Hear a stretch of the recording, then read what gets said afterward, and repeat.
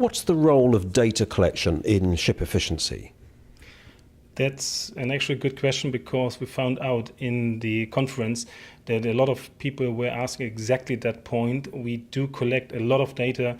We are calculating based on this data, but the outcome is actually not really unknown, but it is a huge amount of data, and it is definitely a question how to compare with and what is really the use for this data collection.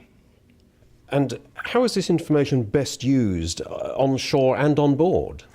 In general, we do collect this data on board, and depending on the satellite speed or the transmission of these data, we do have the chance also to provide exactly the same data ashore, so that the superintendent can also see what is going on, what kind of KPIs, what is the status on the vessel and also ashore.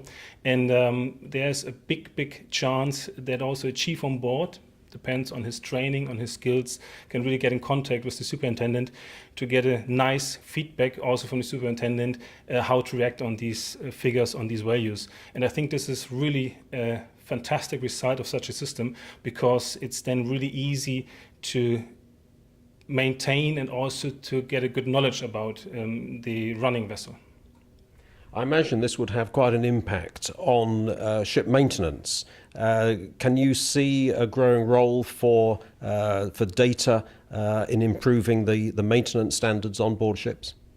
I think so, yeah, because if we are collecting this data, if we are bringing this data to life in the way that you can really judge on your equipment, then you have the chance to move forward back from these plant maintenance, hourly based or really based on analysis, to a condition-based maintenance system where you can really see, is there really a need for maintenance? Because, as we also heard, never touch a running system.